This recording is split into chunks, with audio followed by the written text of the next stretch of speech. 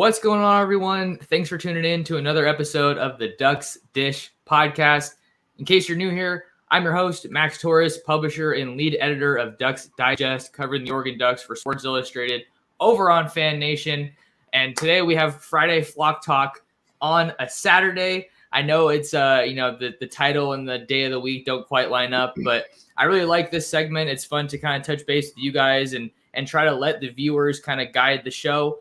So with that being said, if you guys are tuned in live on YouTube at Oregon Football Max Torres, we appreciate you taking some time out of your day to talk Ducks with us. Definitely hit us up in the live chat with your questions or comments. We will try to get to as many as we can. We usually get a pretty decent amount of questions and comments flowing, but in case we can't get to yours, one way you can prioritize getting your questions sent to the front of the line is the super chat function. So you just scroll to the bottom and you should be able to find a super chat option there. So appreciate any of you guys that want to utilize that and show some support for the channel.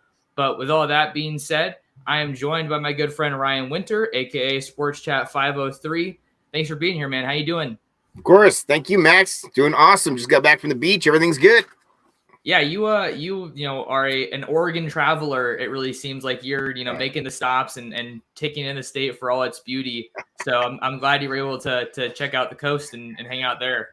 Oh yeah, it's spring break for us, so we went down for the week. Got some great weather. My family has a house in Rockaway, so shout out to the Northern Oregon coast, and it was great. Got home, beautiful drive home, and now we're ready to rumble. Awesome. Well, I'm glad to hear it. So we're getting our weekend kind of going here. Some people think the weekend starts Friday, some people think it's Saturday. Either way, it's the weekend. We're talking Ducks. You know how we roll here. So story we wanted to start off with is the 4 Oregon legends that will be serving as honorary coaches in the spring game for Oregon, set for April 23rd at 1 p.m. kickoff at Autzen Stadium. We have DeAnthony Thomas, LaMichael James, Eric Armstead, and Haloti Ngata, the ones that are spotlighted to serve as coaches for the respective green and yellow teams.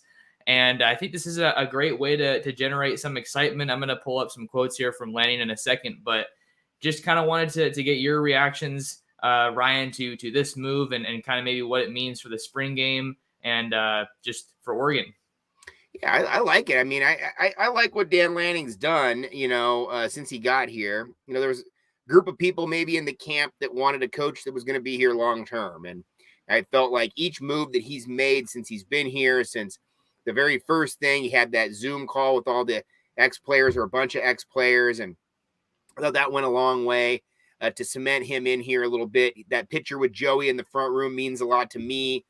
Joey's a year younger than me. We both grew up in the same basically neighborhood, both grew up Catholic school kids in Portland. And so he represents my era big time, right? The letter, quote unquote, was about that. It was about, we want somebody that's going to stay. And it feels like now every move that's been made, it feels like Dan Lanning understands. He's heard the rumblings. He's read the tea leaves and bringing back military appreciation for the spring game, bringing back, more of a legacy with the Lane Food County, or the food bank for Lane County, and making all these connections. And then on top of it, having these kind of honorary coaches come in and be represented, be spotlighted, and more importantly, bring these guys in because, like you said numerous times, this is a huge recruiting weekend. And to more of your professional Ducks you can have in, some of the legends of the program, a guy like LaMichael James, who maybe didn't have as much professional success, but was, the face of the franchise during his time. DeAnthony Thomas, who's still basically a household name amongst these recruits, and especially on YouTube. The film is legendary. So I love it. I think it ingratiates itself back to some of the history of the program or the program. I saw Gerald Barry just put that as program time. It does a lot. And I think the spring game is multiple things. One, you want to get the fans in. You want to get the fans excited. You want to get everybody there to try to support the new guys that are coming in, right? These guys are going to get the first time to be able to play at Autzen Stadium with fans, with the uniform on. And it's a big deal for them. Some of those guys, this is the only real action they're going to see in Autzen Stadium this calendar year. They're not going to play much this fall. So it's really fun time. And I think the more, people on the sideline you can have, the better. It feels appropriate, Ryan, that they're doing this to add to the hype of the spring game, not only for the recruiting implications that it could have. I definitely want to get into that in a second here, but this is the first spring game they've been able to have in 2 years. So why not kind of go all out and have some of these legends come back to town? Had some quotes that I wanted to read from Lanning just about bringing these guys to the spring game. Lanning saying, quote, "We couldn't be more excited to welcome these 4 legends and so many other incredible alumni back to Autzen Stadium. This program is built upon the foundation that all our former Ducks have established, and we're honored that they are returning to Eugene for this event. We need our fans to pack Autzen Stadium to welcome these guys back and create an awesome atmosphere for the spring game." And the nice thing, Ryan, is that Saturday, it's not even just going to be the spring game. You got a bunch of other Oregon sporting events going on. You have some Oregon relays at Hayward Field that's going all day. We're still waiting for the start time there. We have a soccer game against Seattle U starting at 11, spring game, as we talked about, at 1. And then after that, you got the baseball game against Wazoo at PK Park at 3, and a softball game against UW at the Jane at 5 p.m. So it really is going to be a day to showcase all of Oregon athletics, not just football. Yeah, absolutely. I love that day. I love the spring game matched with the baseball game, albeit both those. I don't know if I'll be able to go to the softball game as well. I was originally planning on trying to go to all of them, but it's going to be a fun day. The baseball game afterwards, always a blast because you're on site. You don't have to go anywhere else. You have to get in the car, drive back over to campus or whatnot. But yeah, I think the spring game is something that is a showcase of the university. It's a showcase. Hopefully the weather cooperates, but it's a unique opportunity, and it's an opportunity to get kids and their families on campus. We've always said that's the number one thing at Oregon, especially with the facilities and everything else. But just to kind of feel the vibe here. And, you get some parents and families from far away, kids coming from Georgia or Florida. They don't really know what it's like out here. They get out here, they get a taste of the fresh air out here. They get to taste the fresh water out here. They get to feel the vibe on campus. And nothing's better than being able to go see the fan base support other athletics like baseball, softball, soccer, track, obviously everything else.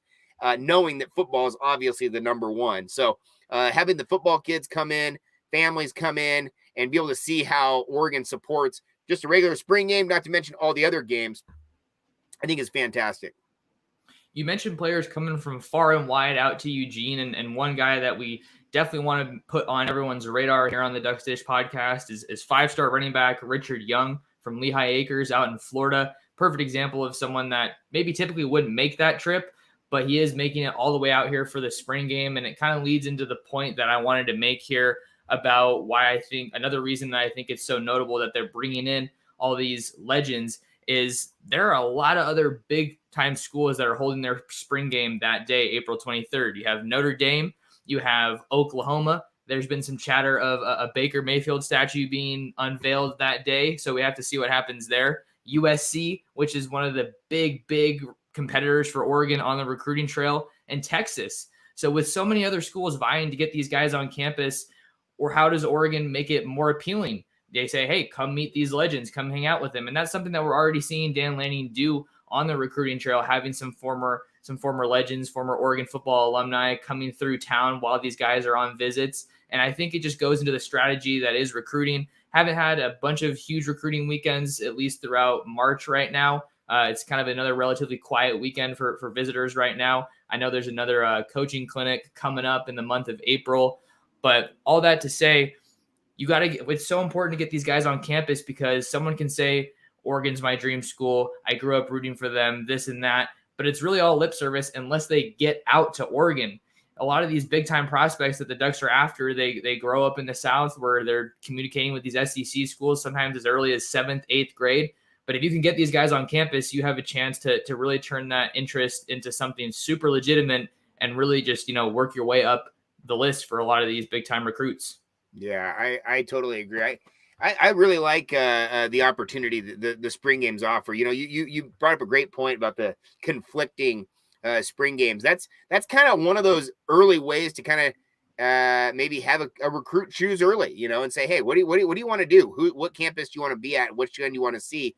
Get an early read for it. I saw the question that Gerald Berry had posted about the spring game, talking about when is it a chance to get Oregon on a big network instead of a Pac-12 network. That's a great point. I do think that the Pac-12 has hurt our brand, the Pac-12 network.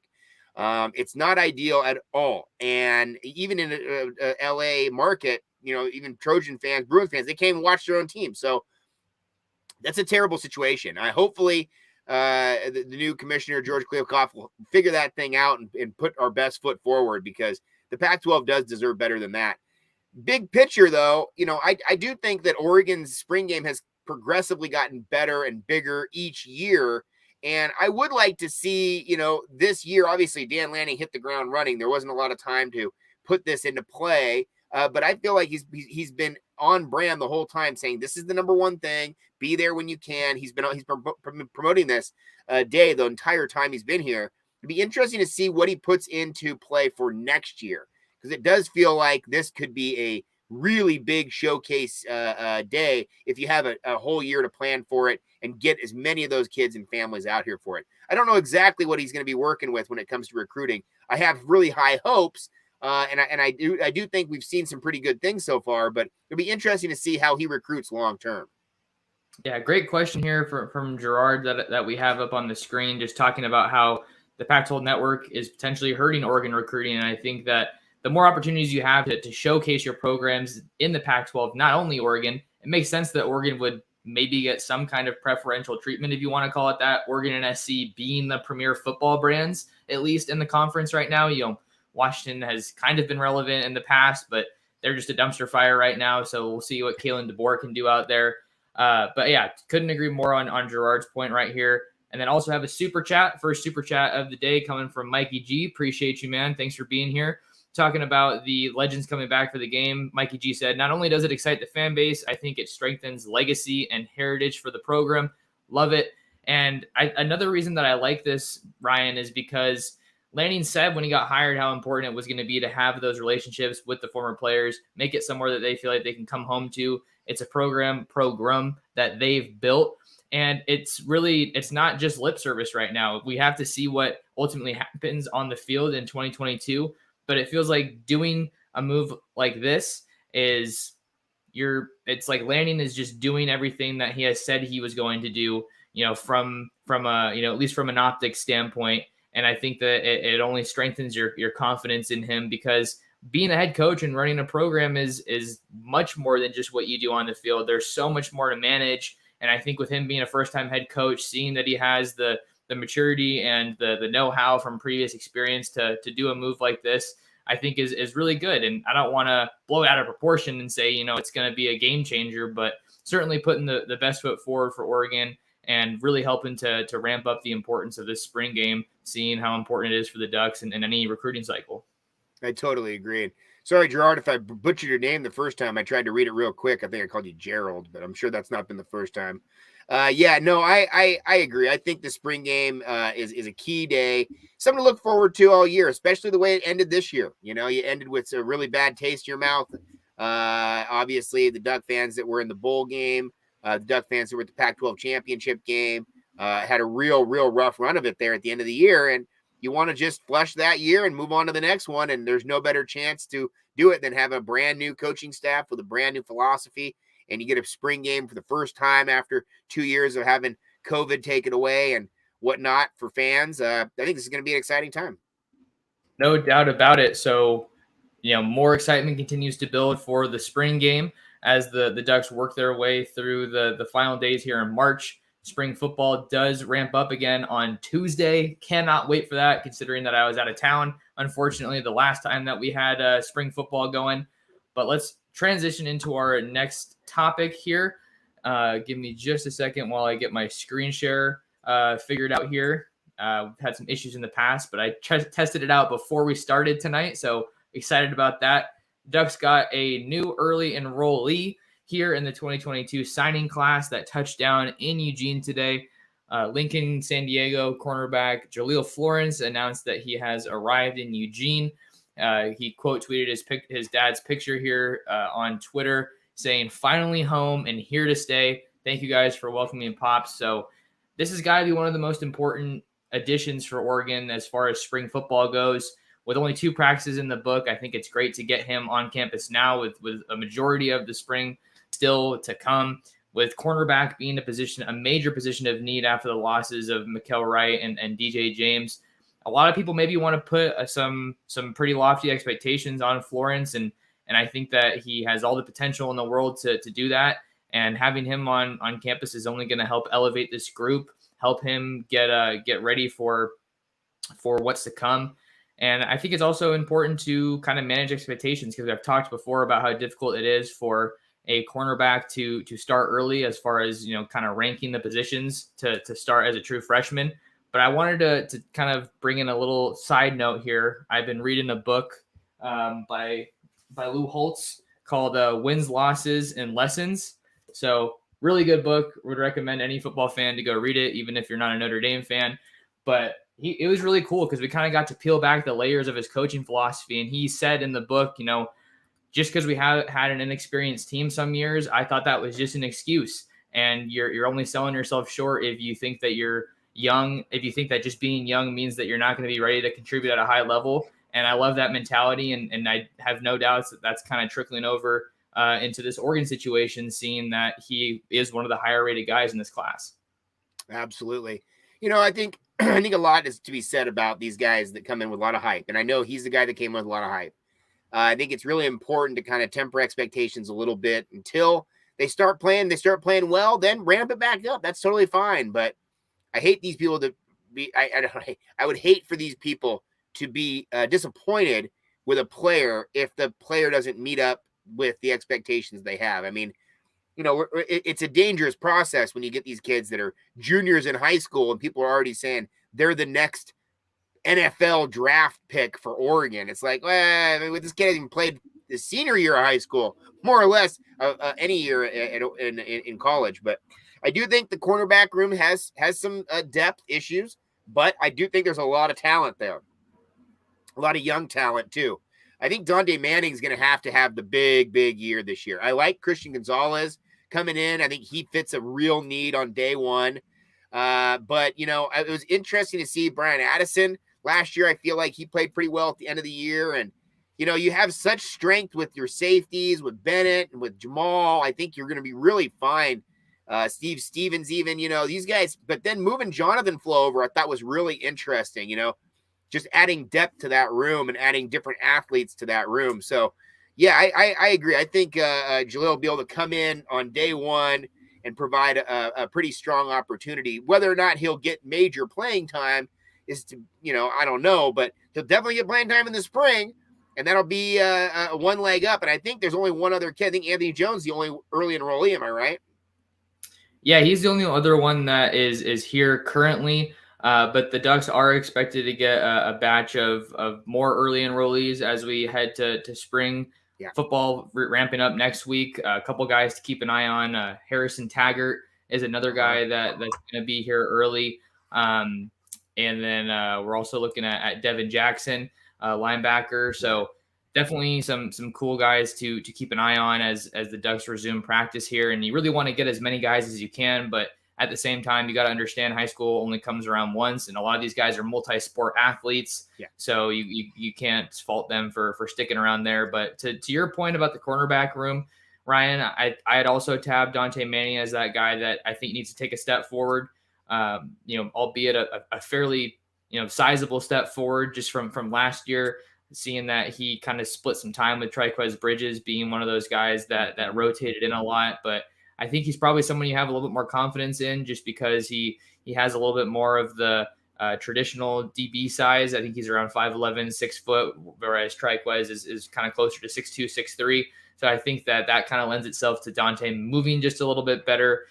Really, really explosive guy. Another guy with former track experience at the high school level, has kind of gotten dinged up here and there at Oregon. So you got to figure that the team really wants him to be someone that they can hope just hits the ground running and can help fill the void there at corner. And then we'll have to see what Jonathan Flo and some of these younger guys like Darren Barkins can do now that Davies is off to UCLA. That's another, I don't want to say a sizable loss because Davies hadn't really played that much, but it is just kind of hampering, what you have to pull from in the case that you do have to shift things around and kind of just try to experiment, because I think that's the name of the game here in spring.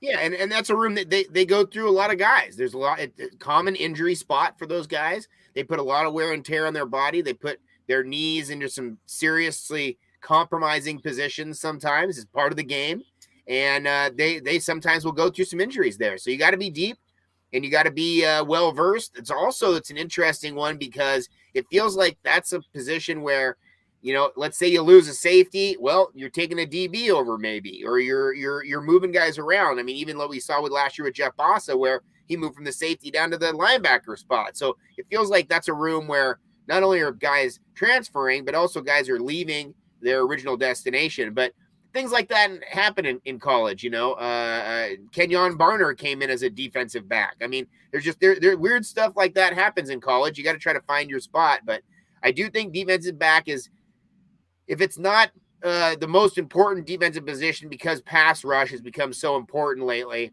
it's up there. And the way that they throw the ball in the Pac-12, you have to have guys on an island.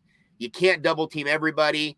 And like you said, it's a very tough transition coming from high school to college, where, in college, you can't just out athlete somebody. You have to be out athlete and out technique. You have to really, really get the game plan down. And a lot of these guys, they just haven't watched enough film. They don't know. I mean, one false step and you're out of the equation. So I really like the guys to be able to have a little bit more success, who come in here, who've been around, even if it's a different program. I think Christian Gonzalez is going to be a guy who's really going to do some work on day one. I really liked what I saw from him last year, looking at his film and whatnot. But yeah, I think Dante Manning was another one of these guys who came in with that really, really heavy recruiting class that everybody loved. He was at the Polynesian Bowl. He did great at the Polynesian Bowl that year. And I just think that there was a lot of hype coming with him. And he's one of those guys who is a perfect example where, maybe he doesn't reach the hype. Maybe he doesn't reach the potential that the hype originally had laid out for him. But you know what? If you just let him play, maybe he does come out of it a little bit and have a great year and really establishes himself as the number one guy there. Because as of right now, I don't think there is a real number one. So that's why I kind of look to Christian Gonzalez as being, let's see what he brings to the table, because he might be on day one of your lockdown corners. All eyes are definitely going to be on the secondary for me. Aside from the quarterbacks, I got to get my eyes on those quarterbacks and seeing what they're working with, what they're bringing to the table, and the limited media availability that we'll have as far as practice access goes. But with the secondary, you make a good point about Christian Gonzalez. Even though he's a transfer in, he's really not that old. They're really not that seasoned of a guy. So that's not to slight his ability, but I think it's just something to keep in mind. And it feels like that cornerback room is wide open. And as far as the secondaries goes, the Ducks do have some really talented coaches to kind of help solve that puzzle, right? You got Matt Powledge coming over from Baylor. And I believe that they didn't the Baylor safety win the Jim Thorpe Award last year, I want to say. I feel like I'm forgetting his name. Not sure about that, but I know they had some great players on that defense for sure. Yeah, so let me...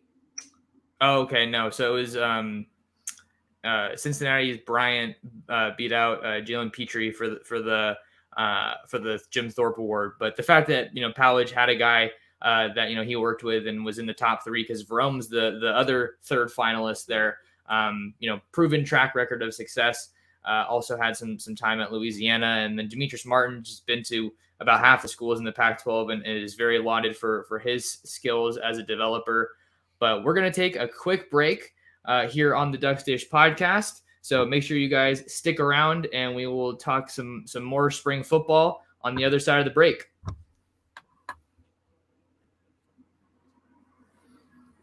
All right. Welcome back, everyone, to the Ducks Dish podcast with our Friday Flock Talk edition on a Saturday, March 26, 2020, talking with Rian Winter, Sports Chat 503. Ryan, I think another priority for this Oregon team as we get back into spring football has to just be getting healthy. From those first 2 days, there were a couple guys that weren't full participants. They were limited, or they were just flat out or unavailable. A couple guys to kind of fit into that designation are Alex Forsyth, Marcus Harper, and Jonathan Dennis. some big names along the offensive line, and Marcus Harper and Jonathan Dennis were two of those names that we really felt like with that last step we're just on the doorstep of breaking into the rotation. Fortunately for the Ducks, they didn't need to break into the rotation too much last year. Injuries to Alex Forsyth and Ryan Walk certainly weren't something that they wanted to have to deal with, but they were able to get that group to a level that they were confident enough that someone can more or less just slide in, and you got to give props to Ryan Walk for sliding over to take over the center duties. Lanning was asked about kind of a timetable for those guys, and he kept it kind of vague, as you might expect with injuries. Coaches don't want to tip their cap too much there. He said, I think we'll get a lot of these guys back relatively soon.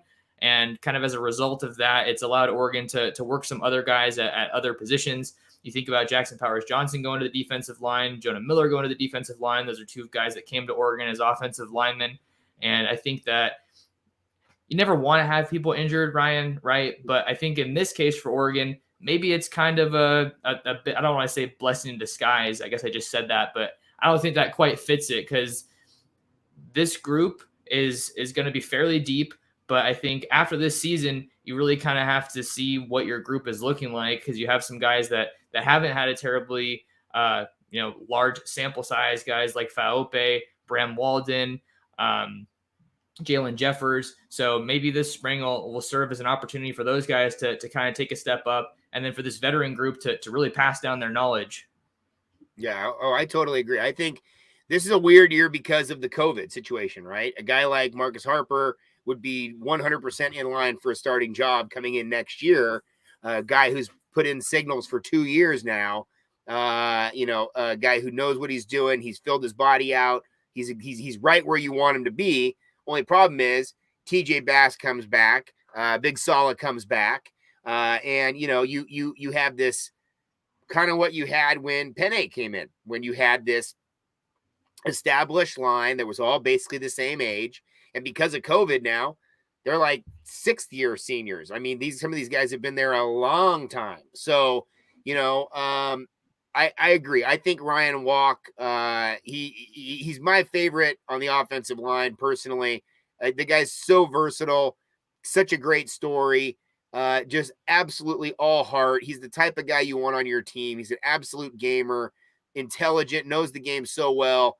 When he slid over, that was kind of unexpected a little bit. You knew that there were some guys, Dawson Murillo, one of those guys who could play all 3 positions, or all 5 positions if you want to consider it left, right. But it was really interesting to see how they adapted last year to the injuries.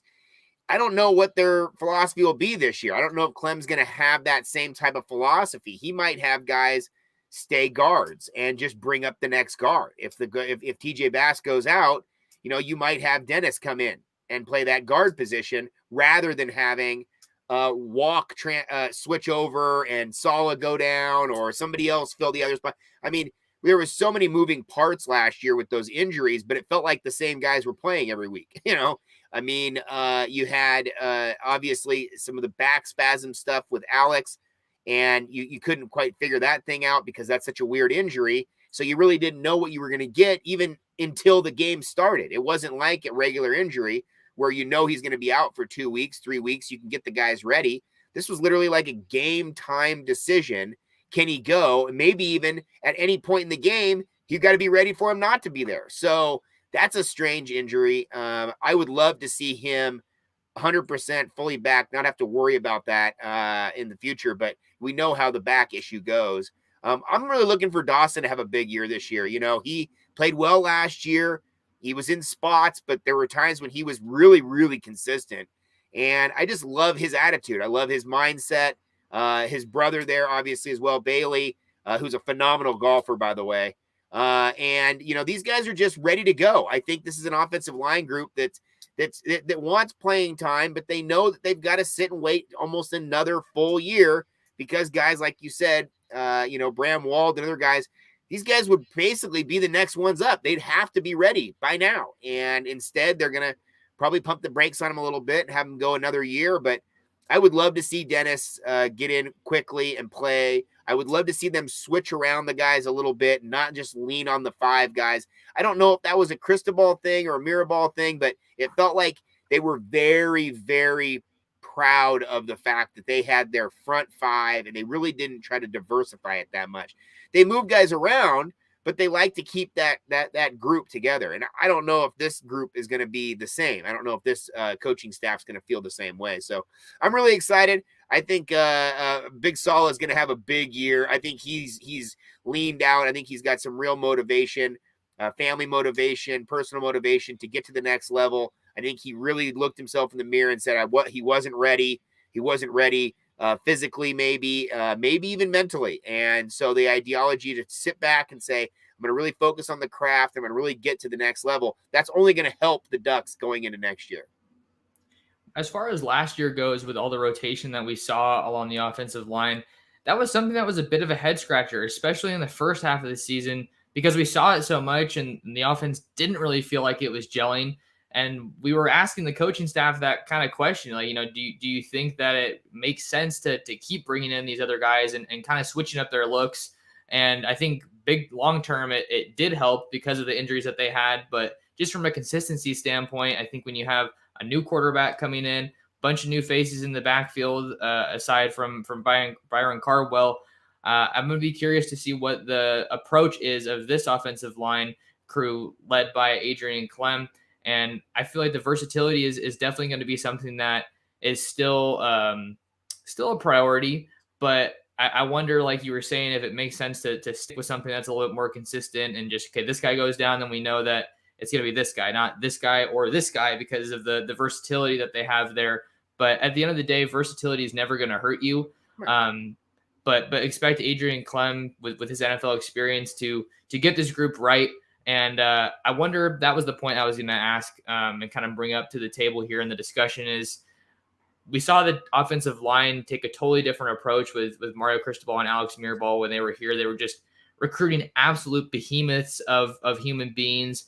And the expectation wasn't so much to start right away, Penei Sewell being one of the lone exceptions, but getting those guys here, getting them in the weight room for a year and allowing the strength staff to kind of shape their bodies a little bit, mold them to be college ready, but to still be guys that could just maul people, to explode off the ball, to be flexible, have that bend. I think a lot of those traits are probably going to continue, but I want to see kind of, are we going to get any clearer of a perception of what does an Adrian Clem offensive lineman look like? What are some of the key characteristics that he's looking for in his guys, and how has his background in college and the NFL kind of helped form that image?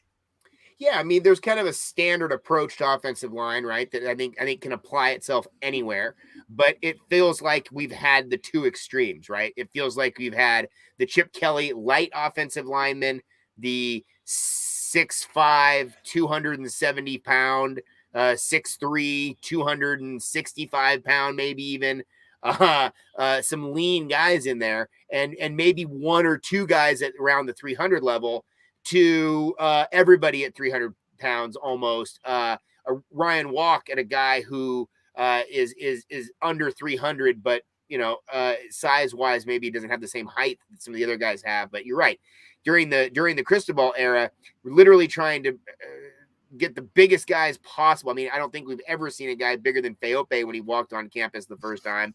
And that, I don't know if that necessarily pays off either. I mean, I got a lot of love for Feope, but I don't know if necessarily that's going to translate to D1 just by being the size alone. I think you have to have a lot of technique on the offensive line. I think you have to be very, very intelligent, because just like we talked about with the cornerbacks, one false move and it's done. I mean, literally, that's how the fraction of an inch of the margin of error, So guys like TJ Bass are really interesting to me. He's the type of guy that I think you're going to see in the future. The transfer portal is going to help guys like that. A guy that maybe was not really highly recruited out of high school, maybe a little bit of a late bloomer, added some weight, maybe was a little doughy early on, but got in the weight room and maybe had to go through the JC route a little bit, JUCO route, comes in. And I think on day one, TJ Bass was basically one of the better offensive linemen on this staff. So I do think he translates pretty well to the next level. I would love to see him really do some things this year to separate himself. He's very quiet, does not promote himself at all. But on the offensive line, I was really impressed when they moved him to tackle. I want to say that was the UCLA game. That was a big move. And, I saw him as a guard only. I didn't see him with that much flexibility. When he moved to the tackle, he really did some great things at the left tackle. So, again, tend to be that's your best player on the offensive line. You go left tackle to right tackle. So I would love to see him really take off this year. And you're right. I don't know what the body type's going to be for the preferred body type for Clem, but I'm assuming it's somewhere in the middle of those two extremes. We saw Chip Kelly with the light end. We saw Cristobal with the heavy end. I bet you're going to be feeling right in the middle. And I do have a real question marks around what the blocking schemes are going to be for this offense. A lot of people want to talk about the offense. They also want to talk about it's a pro style. What exactly does that mean when it comes to offensive linemen? Are you going to have the same type of pulling guards, pulling tackles, pinch pull type situation that Cristobal loved? I mean, Cristobal, that's his bread and butter to me, is kick out blocks and follow the second pull and tackle, 1985 football. I don't know if Clem's going to have that same approach. I'm assuming there's going to be more screen passes in this offense where you're going to see the offensive linemen let go, release, and go and hunt some defensive linebackers. So I tend to think that the running game is going to be fine. To me, it's all about the passing game and how they get creative by using those offensive linemen in the passing game. Plenty of stuff to keep our eye on as we're still learning so much about this Dan Lanning Oregon football team. I know a lot of people are excited about what Kenny Dillingham's offense is going to look like, and it seems like once we get to the spring game, we'll get a little bit of an answer, but you can't imagine we'll get a whole bunch of clarity just because of how we've seen that transpire in the past. Coaches don't want to put all their cards out there on the table, but either way, it'll hopefully kind of serve as a little bit more of insight for us into what this Oregon team is going to look like. We got a comment/question here from Mikey G. Mikey says, I wonder if we'll get some sense of who wide receiver 1 or the main targets are shaping up to be at the spring game. Maybe we get to see McGee downfield. Yeah, I think that would be a reasonable expectation or something that you kind of want to check off a little bit. The whole question around wide receiver 1 last year got answered as far as Devin Williams, but now he's gone. So you kind of find yourself starting from square one a little bit in that regard, especially with a new quarterback. But I think Troy Franklin's going to be someone that we see make a lot of big plays in the spring game. That's what he did last year. Really felt like he was one of those guys that came in college ready. I was actually a little surprised it took him as long as it did, or it took the team as long as it did to give him that starting job. Maybe give isn't the right word, to earn that starting job. But I think that he'll be someone that we can definitely expect a leap from in year 2. But want to see the tight ends get involved more too, because they were super underutilized last year.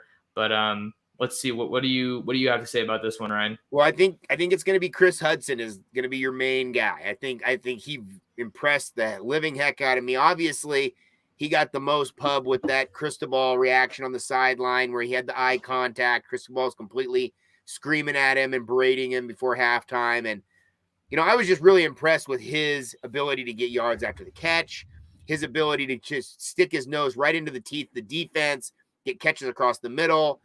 He's not the biggest guy, but he's got speed. I agree with you on the Troy Franklin side. I think there had a lot to be do with the offense last year. I think that they were very loyal to those other wide receivers. The older guys had been there. And even though I feel like the younger guys probably at that point were better receivers halfway through the season, I just don't think they were going to them. And then we know the Anthony Brown situation, you just weren't really looking downfield. So I agree. I think Troy Franklin and Chris Hudson are going to be the number 1, number 2 guys. But I'm really interested to see about Isaiah Crocker, Dante Thornton. These are all guys that I feel like have a lot of real potential. Isaiah Brevard, Delgado, Chachi, when he first came on, I thought he was going to be a guy that was going to really take off. And, getting this extra year of eligibility for some of these guys, they might use this to the fullest. Now, I don't know what you're going to see with 7. I do think that 7 also is a guy, it feels like he fits the mold of maybe high expectations, a lot of hype, the connections to DeAnthony Thomas and all this sort of stuff. I think a lot of that you need to temper a little bit. I don't know what you're going to do with him, but if I was the offensive coach, I would be literally drawing up plays right now for him because he is so explosive. He's an absolute gamer. You can tell he wants the ball. He wants to do something with the ball. He's got great moves. His body is incredible. I mean, he came in looking like a junior or a senior as a true freshman last year. So you got to respect the work that he's put in. I just don't know where exactly he fits, right? And I would love to see him in some sort of a slot like DeAnthony, where he looks maybe a little bit like a running back some plays, a wide receiver some plays, catch him on the fly sweep, that sort of stuff, get him in space and let him do his thing. So I'm really impressed with this wide receiver group. It's unproven. Yes. It's young. Yes. But talent-wise, this might be the best group of wide receivers that you had in one room at the same time, with not that much success on the field yet. But I do think you're going to see a lot of it this year because I do think that Dillingham's going to throw the ball a lot. To stay on 7 for a second, he is listed on that initial spring roster as a wide receiver. Also, Noah Whittington comes over, running back out of Western Kentucky. So maybe that frees up some more room for him to take on a bigger role, 7 that is, at wide receiver. But I think with him, he did come in with a reasonable amount of hype and expectation. And I think that was, deservedly so. He had a phenomenal high school career, but I think it's just getting the reps for him. Just get that guy the ball and see what he can do. Because we really saw a lot of good things happen in the limited action that he had last year. Kind of figure that you just got to get him involved, see him on some sweeps. Again, back to the, we don't know what the offense is going to look like yet. Maybe we have a 2-back set that we see the Ducks deploy, and then he kind of gets to come out on some wheel routes or some angle routes, just getting him more involved. So totally agree there.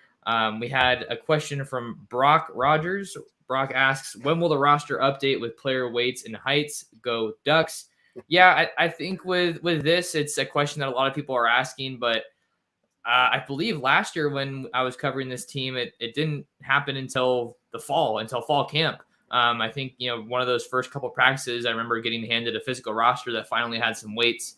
So, not to put a damper on things, but I wouldn't expect anything, in the immediate future here, especially since a lot of the 2022 guys aren't going to get here until until the summer, that is. So unfortunately, I wouldn't expect it anytime super soon, just based off what we saw last year. Let's see. I did have a new little section, or I guess I wanted to add to the show. Give me a second here. Get this set up. All right. Which position groups do we think have the highest expectations in spring football?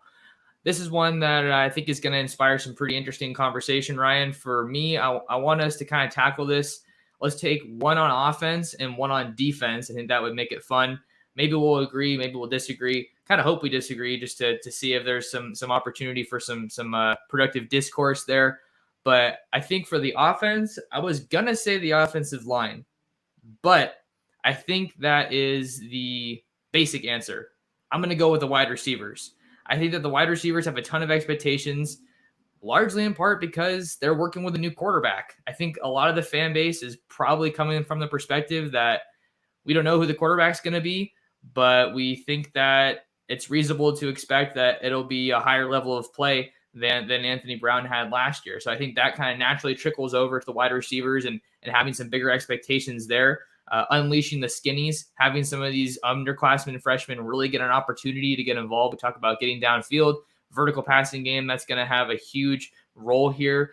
I'm all for the screen passes like you talked about. I think using them when it's appropriate and not overusing them like we saw with Marcus Arroyo is going to be really key for this offense to kind of, I want to say take next step, but that sounds kind of weird because it's a first-year offensive coordinator. So I don't know if that necessarily makes sense, but find that happy medium of when it makes sense to draw up the screenplays, when the running game's working, when the play action passes is, flowing well. But I think these wide receivers with some of the hype that they've built up and also the body of work that we've seen. We saw Chris Hudson really just turn a corner towards the end of that season.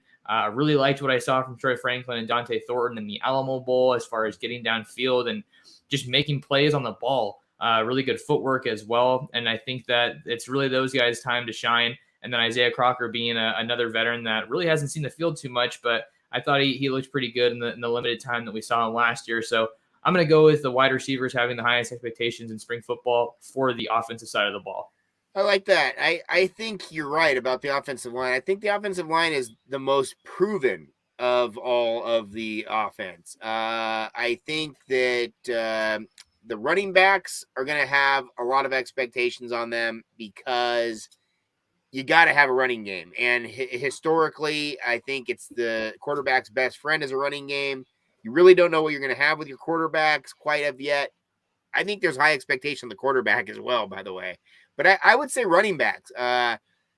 Again, young room. Sean Dollars is the guy who I'm looking at as the biggest breakout guy for this year's offense. I think that coming off the injury, I think he's got a big chip on his shoulder. I think he learned a lot from taking the year and seeing the game differently. The perspective of having it taken away from him, I think, was a big, big deal there because his injury was very severe. And his work ethic. I think this is a guy who wants to prove himself. He's already proven himself to himself.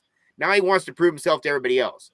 And Byron Cardwell, we know we were going to get there because what we saw on the field last year was so great. I mean, as a true freshman to come in and get those kind of carries that he got, knowing that they were down to basically after him.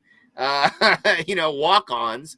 I'm really impressed with that, and I don't know exactly how deep that room is going to be, and I would venture to say that in the spring you're going to see a lot of guys play there, because you've got some guys who are walk-ons who are hungry to play. They're going to get some playing time for sure in the spring game. So I think the running back, I think you have to have a solid running back or two or three to get it done in this conference. And Oregon has had a history of some pretty good running backs. So I would love to see that. I agree with you, though, on the wide receiver group being the biggest group with the highest expectations, because I think they have the most to prove. I think they have a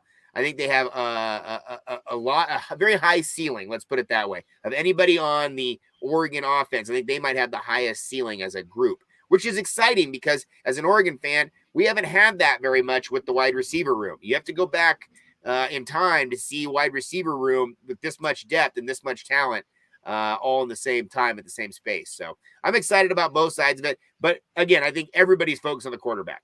Quarterback has got to be the number one thing. And so, like you said, I think the offensive line is the basic, easy answer. But I think the quarterback could be the easy answer as well because there's some seriously high expectations. I've heard people say Bo Nix might be a Heisman candidate. Like what is the heck is going on? We don't even know if he's going to start.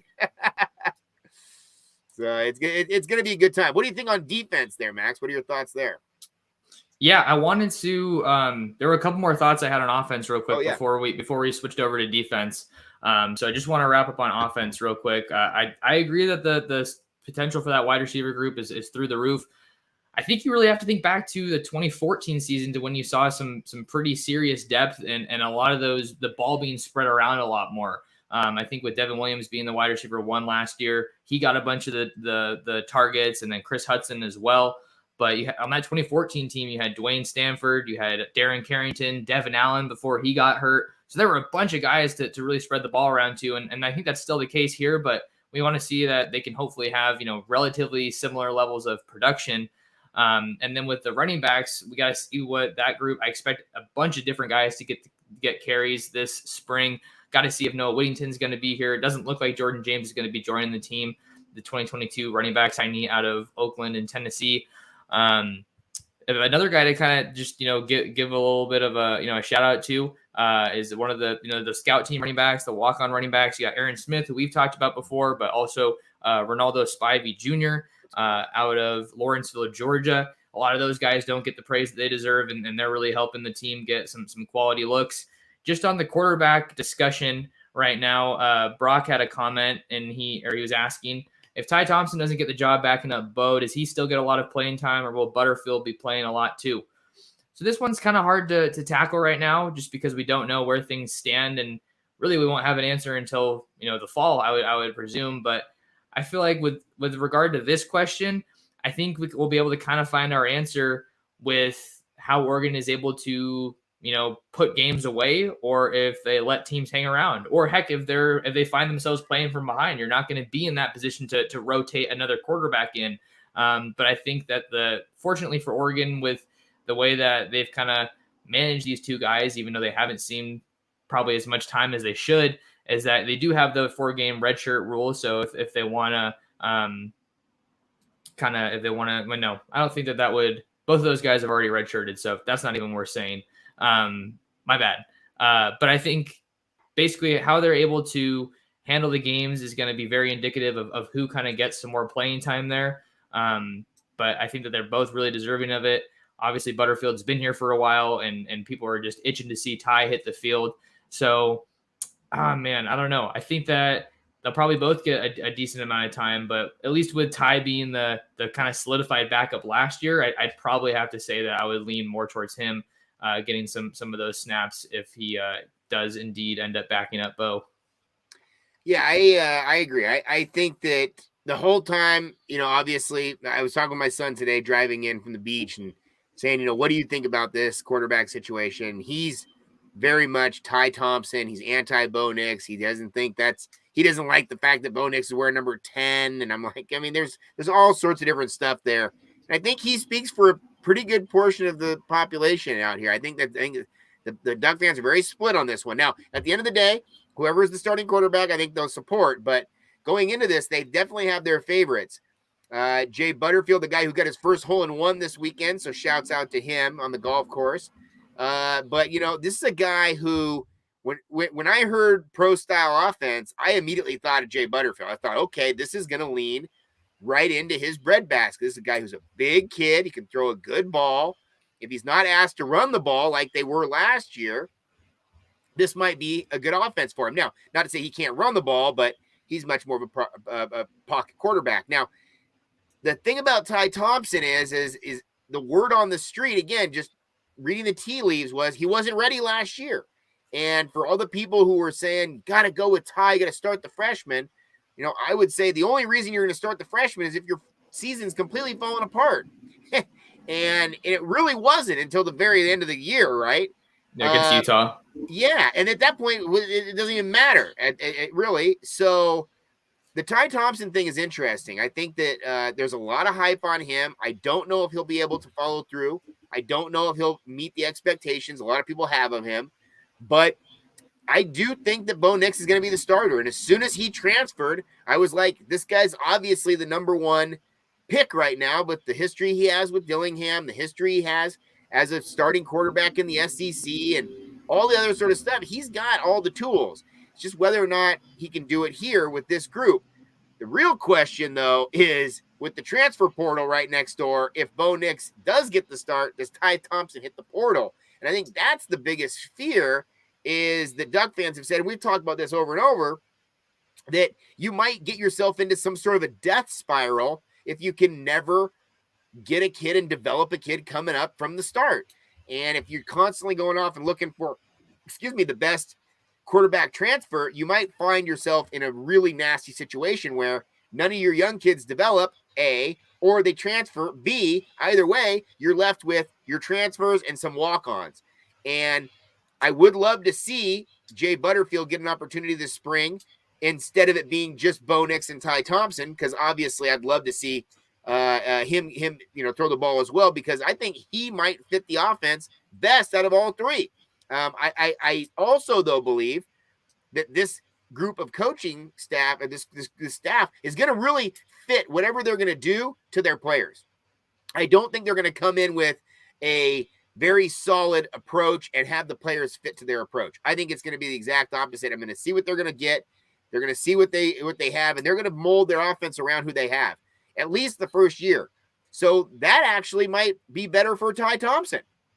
So again, we don't know yet. We haven't seen enough in the spring practice yet, but what we have seen is three guys that are willing to work together, and AJ Abbott's there too.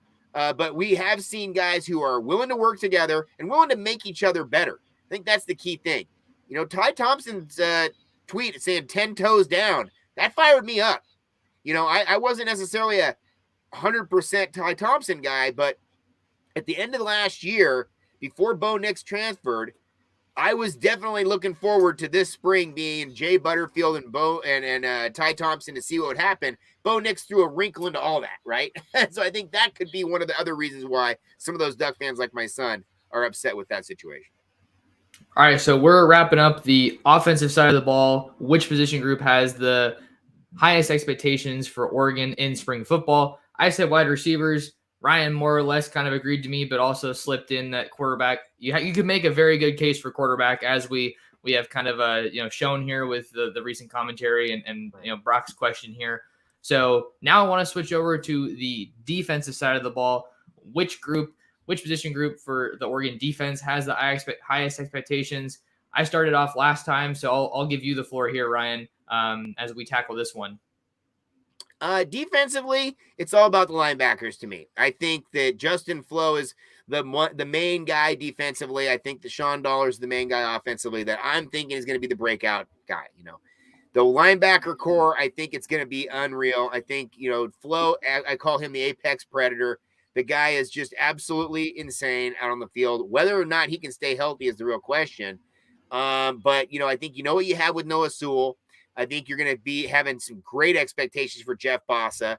I talked with him at the basketball game, was like, dude, you could be MVP next year. And he's like, you better believe it.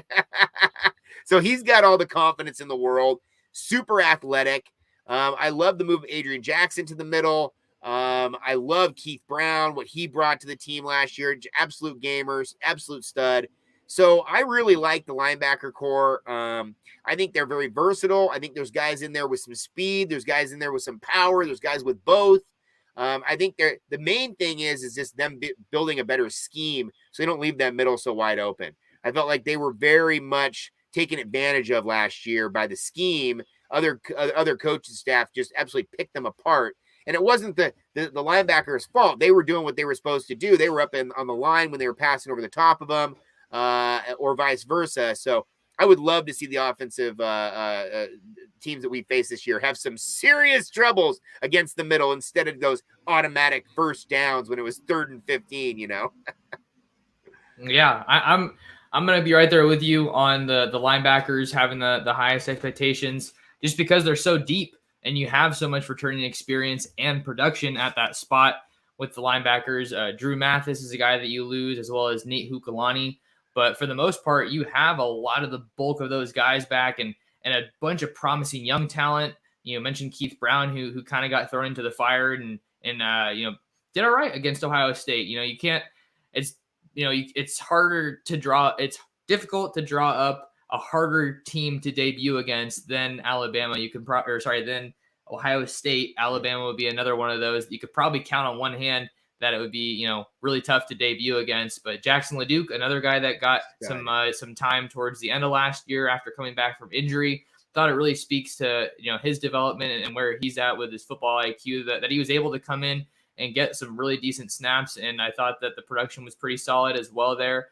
But with Bossa, I think he has a tremendous amount of intrigue. Laney was asked why he thought Bossa had a better fit at linebacker, and he said he combines the speed of a defensive back with the physicality, or the speed or athleticism of a defensive back with the physicality of a linebacker. And in today's age of college football, you got to have linebackers that can run. That's just the simple fact of the matter. So I think that Bossa is definitely going to help with the coverage. To your point about the middle of the field being wide open. But another thing that I got to be expecting if I'm looking at this linebacker group, who's going to step up and help get some pressure on the quarterback?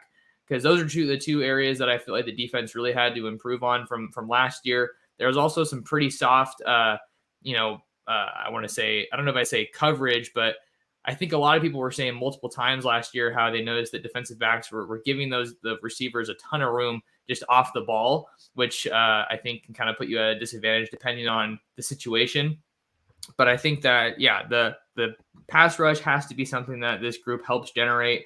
And I think that I'm expecting guys like Trevin Mai to take a step forward. And Noah Sewell obviously being the face of that group. And then with Harrison Taggart, how does he factor into all of this? There's just so much talent in that group that I think the bar is set really high. And then look for guys like Jake Long, new coach coming over from Alabama, and Tosh Lupoy to really help get that group to the next level. And then Dan Lanning as well. And I feel like that kind of just feeds into reasons why the expectations are so high when you have guys that have worked with that position in the past and played at a really high level. I know that Tosh most recently worked with the defensive line, but in addition to his assistant DC, co-DC role, with him and Palage being co-DCs, it looks like he's going to be working with the linebackers. So plenty of reason for optimism with the backers, but also some definite room for growth from a year ago. Oh, absolutely. And I think it's interesting how they listed the players this year. They only listed 2 defensive ends. They listed Dorless and Brandon Swinson. And I think Braden Swinson is going to have a hell of a year. I think I was very impressed with him last year, but I was very impressed with Dorless as well. And they're both listed as defensive ends right now, which I think is fantastic. The other guy, of course, I love, is Mace. Mace Funa coming off the edge. Guy who plays at that same type of warrior mentality speed that Noah Sewell and Justin Flo they play at. They're going to get hurt. They're going to go through it. And he's a guy who plays hurt. He's a guy who's had just a tremendous career so far. Absolutely a stud. I think the outside linebacker is one of those big question marks going into this year. What are they going to do with these guys? Because there's some real talent there. And moving Adrian Jackson in the middle gave me kind of more confidence about who they're dealing with there. Whether it's guys, who, like Terrell Tillman or Jabril Neal, guys who maybe not have seen that much, but guys who maybe are just ready to go off, because this defense, I think, is all about speed. So when I look at them, like, who are the guys that are going to bring the most to the table with the speed? Might not be the same physicality that we saw in years past with Cristobal. Might be more about speed, and there might be a lot more guys in the future that look more like Kayvon Thibodeau on this defense than in the past. There's a lot of guys that we didn't really see too much of last year, but they are kind of those tweeners a little bit, right? You mentioned Terrell Tillman being a guy who kind of came in with a lighter frame. And then, Josh here in the comments is asking, what do we know about Buckner? He's a guy that I think is primed to take a big step as well. Mikey G talking about DJ Johnson as well. He's someone that we cannot forget about. He's probably the guy on the front 7, I'd say, that I'm most excited about, just because it looks like he is primed to serve solely in a defensive role. He's obviously shown that he can bounce back and forth between defensive end and tight end, but I think that for this staff to really get the most out of him, it really serves him best and the team best if that happens on defense. Recently got engaged as well. Shout out to DJ Johnson. Congratulations to him on that. And Mikey G saying here that DJ Johnson doesn't get the attention that Tibbs got. Maybe he gets to the quarterback more. And I think that that'll really come with just having a more balanced defensive line. Is, a lot of these opponents that the Ducks had last year were able to zero in on KT or Dorless. Right. But if that whole group takes a step forward, then it's going to become that much more difficult for the offensive lines and the offensive staffs of these opponents to zero in on somebody. Because I think that as great as KT was, I didn't think he was as consistent as he probably wish he could have been last year. And that group as a whole just needs to elevate. Because then when you have that, you're getting more consistent pressure, which is going to be so crucial to forcing turnovers. But Buckner's a guy that you definitely have to talk about when you're looking at the front 7 discussion, and someone who's in a good position to take a step forward. And I think since he is a little bit undersized for a guy coming off the edge, I'm not using that to slight him, because I think he's really someone who's used his technique and his experience training, with his dad being an NFL coach, to his advantage. And I think that that's something that maybe now he's better positioned to use that to his advantage and take that step forward. Yeah, I totally agree. And no slight to DJ. I think he is going to be the man. I think he has the ability every year he's been at Oregon to be one of the better players on the team. I mean, when he came over here wearing number 7, guy was an outside linebacker, great off the edge, held, contained, did a great job coming from Miami. Switched to the offensive side, and I thought he was the offensive MVP during the COVID year. I mean, I think 100%. I mean, he's just amazing.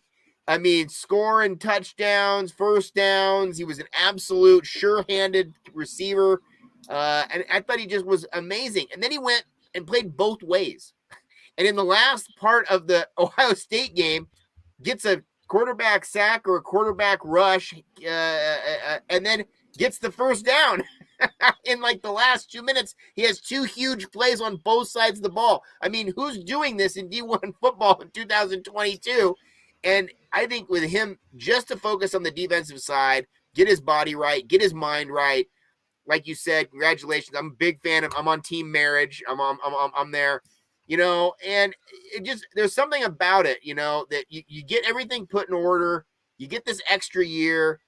You have the ability to stay in school a little bit longer and get yourself put together. This could be a huge year for him.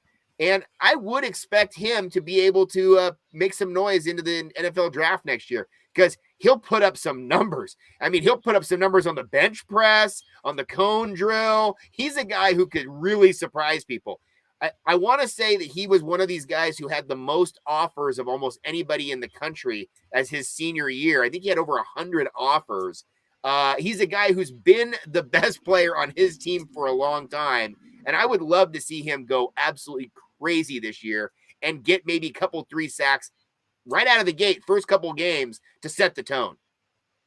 All right. We said that for the defensive position group with the highest expectations, we kind of said backers, but that kind of includes the edge. It depends if you guys want to talk to them about or view those guys, the edge defenders, as defensive ends or linebackers. But I think that a case could also kind of be made for the defensive line, just with the experience that they have there with Popo back, Taimani and Jordan Riley also coming in. But we're both pretty much in agreement on the linebackers as the group that has the highest expectations right now for defense. And we did want to shift into one more topic, one more kind of question that we have here on this episode of the Ducks Dish Podcast, Friday Flock Talk on a Saturday. But we got a question from Jeff Norwood. He replied to my post on Twitter, so a great way to kind of get your question out there. You can follow me on Twitter at mtorresports or follow the Ducks Dish Podcast at Ducks Dish. His question was, new coaching staff has brought excitement and high expectations, but as yet, there is little to no interest from the O-linemen offered in 23. This was a priority of previous staff, cause for concern, or wait and see. I think for this one, it's kind of something that can really be applied to the 2023 class as a whole. I think with the high level that the previous staff recruited at, it kind of became normal for the commitments to really roll in, and then once they start, to kind of keep going. And I feel like Oregon fans, they kind of look at the recruiting and the commits that come in, and then they're kind of immediately, all right, who's next? We got that guy, but now who? Which is, it makes sense because it's an exciting thing to follow. But I bring that up because the Ducks haven't gotten a commitment since New Year's Day when Cole Martin, Demetrius Martin's son, committed to the Ducks. But it makes a lot of sense because they're building right now. I think they really are building. They have a couple big recruiting weekends, bringing in some 5-stars. They could still potentially get Josh Connerly, who's on his last official visit right now to USC. He's announced a decision date of April 8th. And I think that one's really going to be kind of neck and neck between Oregon and USC, because Oregon has really been, owning the West Coast with recruiting for, I think, longer than USC has. But that Lincoln Riley factor is going to be something. He's obviously had some tremendous offenses that he's put together. So that's going to be someone to keep an eye on for sure. I think that's going to be a huge recruiting battle. Ducks do not want to be going against him when it comes to playing against the Trojans. But as far as, the offensive line and the recruiting in 23, it usually takes off for Oregon kind of around that spring game. So wouldn't be a shock to me at all if they were to get some commitments out of that spring game and then really kind of snowball from there, because Oregon wants to put themselves in the position where by the time the season rolls around, most of this 23 class is kind of wrapped up. And then that way you give yourself some flexibility during the season to really focus on those high-profile guys, those 5-stars, those All-Americans that really do like to draw out the process a little bit more and take those official visits during the season. Because that's another thing to consider here, Ryan, is that some of these high-profile guys do want to start taking their official visits here in the spring before they make their decision, since some of these guys want to commit before their senior seasons and before, Duck football really makes its return. Yeah, I totally agree. Not to lean on the money too hard of it. Obviously, we were talking about this a little earlier, but we're in a new era. We're in the NIL era now. And, I do think there's some negotiation going on behind the scenes a little bit on, looking around different schools. What are the different opportunities? What are the different offers? And this is going to be wheeling out their junior year of high school. I mean, these kids in junior year of high school are going to be cutting checks for some of these schools. It's just insane to me to think this is where we're at. But, I think this is from what I've seen so far, I feel like this is a coaching staff that's going to get a lot of late recruits. I feel like this is a class that's going to really rise late in the process. There might be a little cause for concern now, but it might be the trend going across the board for college football. This might be the deal that kids are going to be wanting to stay, getting all these offers, getting all these sort of treatments, taking official visits, taking unofficial visits, doing whatever they're doing. And you know what? It doesn't really bother me. I'm not even bothered by the money either. I think these kids should be getting paid, but I do think though the process is changing. The early enrollee process, I feel like, is starting to maybe have some negative connotations for some schools. I feel like there's some schools that want to have their class locked in, like you said, before the season starts. Other that really don't matter about that. They want to showcase their games. They want to have the recruits come in, see the heavy roll the red carpet out, see the absolute full throttle, full court press for these kids. And families want to see this too. They want to be wine and dine. They want to be taken care of, and they want to see who wants them most. So I do think Oregon will be fine at the end, but yeah, it is a little concerning when you look at the commits and you only see one kid, and that's a kid whose dad's on staff. But yeah, it would be really interesting to see how this plays for the offensive line specifically. There is a lot of offensive linemen in the room right now, so I don't think this is going to be that big of a priority for them right now. But going forward, of course, you have to win in the trenches. Yeah, I think that with them going kind of light on the offensive line in 2022, got Dave Yulee, Michael Wooten, and Kavika Rogers. It's only 3 signees at offensive line. I think that it's going to have to be a priority in 2023 for Oregon when we're looking at kind of the position big board. But to your point, just about people wanting to kind of draw it out a little bit, a lot of these high caliber guys are able to push past the traditional recruiting deadline. So I'm not sure that'll be the case with so many guys here in 2023 so much, but it's something that you're definitely going to want to keep an eye on and is worth noting. Just about the offensive line, I believe there was a report out there about Caden Proctor, a 5-star offensive lineman out of Iowa. Let's see here. Yeah, Southeast Polk in Des Moines, Iowa. There was a report that he was working on setting up a visit out to Oregon. Looks like in the month of April, or at least here in the spring. So he's a name to keep an eye on. He's top 5 player in the country, according to the 247 Sports Composite. But we did have one more question on recruiting that I wanted to tackle here on this episode as we kind of start to wind down. We're already over an hour, but it's been a blast. So, time flies when you're having fun, right? But question here says, do you guys see us landing Rashada or Holstein? So this kind of question stems from some of the big developments earlier in the week with Nico Iamaleava committing to Tennessee. He was Oregon's number 1 option at quarterback in the 2023 class. And now, as we see so often with recruiting, they got to pivot. Things are fluid. It can change in the blink of an eye, but Oregon has really been recruiting Rashada pretty hard for quite some time, with him being the top quarterback name on the West Coast now that is still on the board. Malachi Nelson's obviously committed to USC, and then Nico is going to Tennessee. But with Rashada, I think that the Ducks are in a pretty good spot. There's been some buzz picking up for Ole Miss lately, and he was out in Dallas, I believe it was, for a 7-on-7 camp / tournament today. So he's someone that the Ducks have to keep an eye on.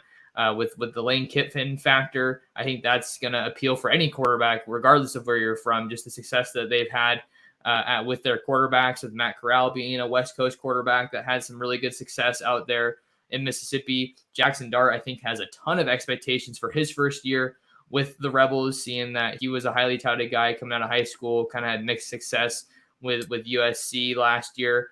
But I think that right now, as I kind of said a little bit earlier in this week, it looks like Miami's definitely turning up the heat for Rashada. But, from the people I've talked to, sources are telling me that the plan is to get Rashada out to Oregon for the spring game, so that you can kind of get that red carpet kind of feel and, kind of pull out all the stops, because it's super important to get a quarterback early. So I know that Oregon's working on getting him up to Eugene for another visit. You know how impressionable some of these recruits are. I think that just with kind of how neck and neck it is right now, I think another visit to Oregon could really be what the Ducks need to solidify themselves as the leaders for Rashada.